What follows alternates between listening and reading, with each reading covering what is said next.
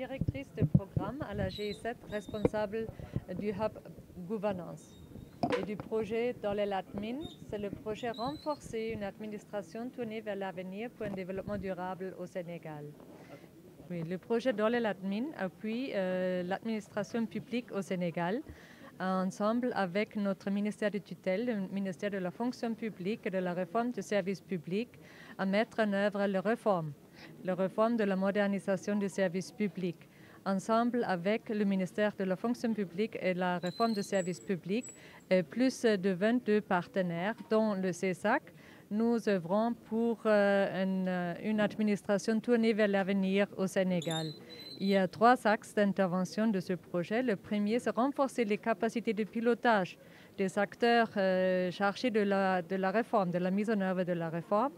Le deuxième axe, c'est mettre en place des méthodes et des outils de management public moderne dans 2 ministères pilotes, soit le ministère en charge de l'économie et le ministère en charge de l'industrie et du commerce au Sénégal.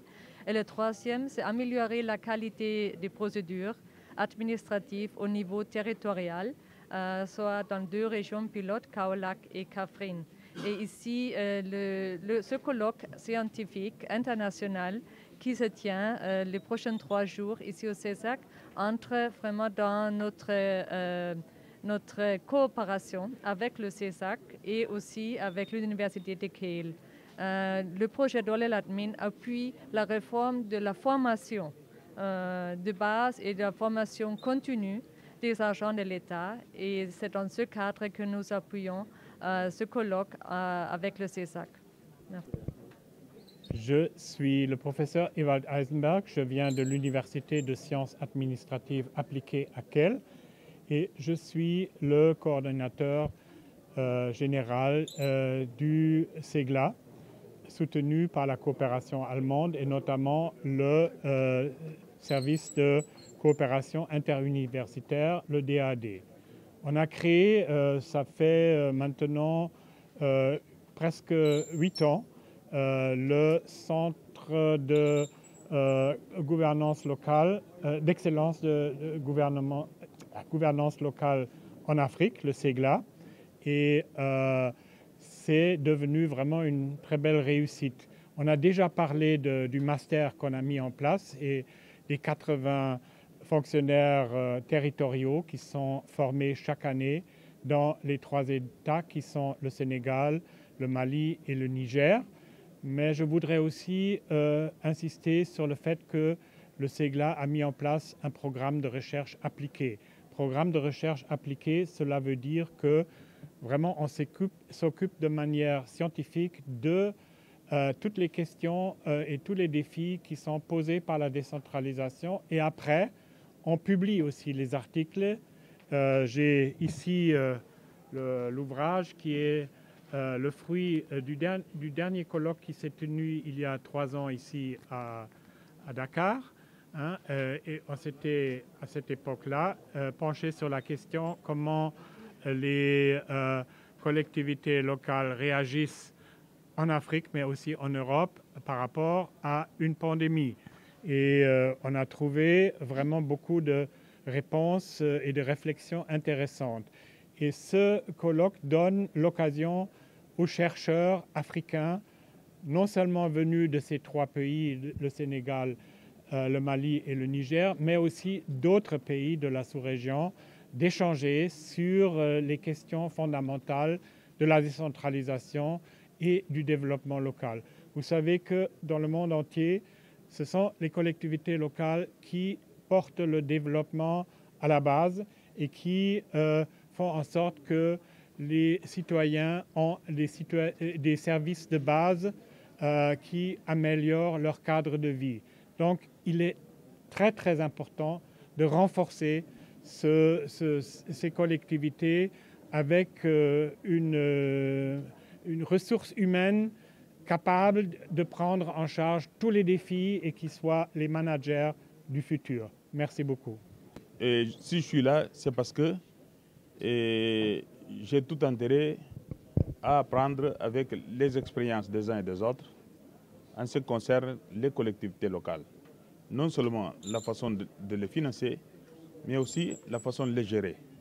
Comme vous savez, la Guinée-Bissau s'est engagée dans un processus de décentralisation.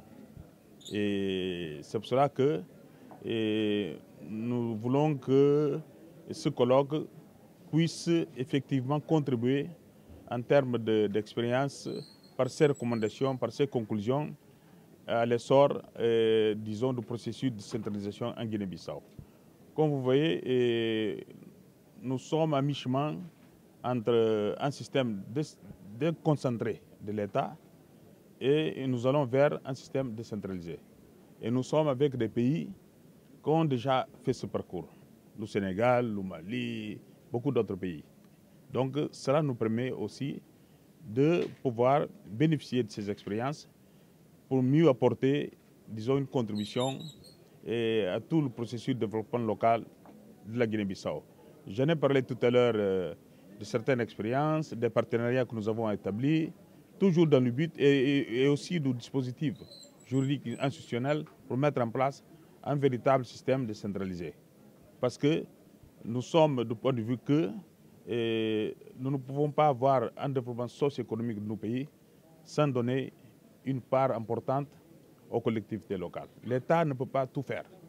Donc il faut pousser les collectivités à avoir une certaine autonomie, avoir des initiatives qui puissent contribuer pour le développement durable de leur collectivité, des populations, prendre des initiatives que, en fin de compte, c'est pour leur développement et créer un système beaucoup plus inclusif, beaucoup plus durable pour le bien-être de notre population. C'est ça.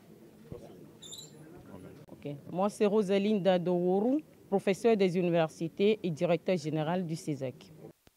Nous développons plusieurs programmes, dont le programme de master en gouvernance locale, qui en réalité est un master très important pour booster le développement de nos différentes administrations communales et territoriales au niveau de nos pays et surtout le développement local. Les spécialistes qui sont formés au niveau de ce master, en réalité, ont toutes les compétences qu'il faut pour conduire nos différentes entités au niveau de nos États dans le sens du développement beaucoup plus intégré au niveau local et également. Et avec l'appui ici de DAD et de l'université de Kiel en Allemagne, qui nous accompagne sérieusement dans le cadre de ce master-là. Et ce qui est intéressant à noter, c'est que nous avons au niveau de ce master des compétences à l'international qui accompagnent, qui forment, et que ce soit des praticiens, des universitaires qui forment pour permettre à ceux qui sortent de ce programme qu'ils soient vraiment utiles pour nos différents États. Donc c'est ce que je veux dire. Et le colloque, la 6e édition de ce colloque que nous organisons à partir de ce jour est très important pour le CESAG dans la mesure où c'est un colloque international qui réunit ici plusieurs États. Nous avons 10 États réunis et en dehors de ces 10 États, nous avons plus d'une trentaine de communications qui seront déroulées sur la thématique importante qu'est le financement innovant au niveau de nos différentes administrations territoriales. Donc ça, c'est un peu ce que nous sommes en train de faire et dire que le CESAG, c'est l'école de tous les pays de l'UEMOA, du Sénégal, le CESAG est l'école du Togo, du Burkina Faso, du Mali, du Niger, de la Guinée-Bissau, de la Côte d'Ivoire, du Sénégal. Donc nous sommes au service de nos États. Nous sommes toujours prêts pour accompagner le développement de nos États. C'est ce que je peux dire concernant ce master.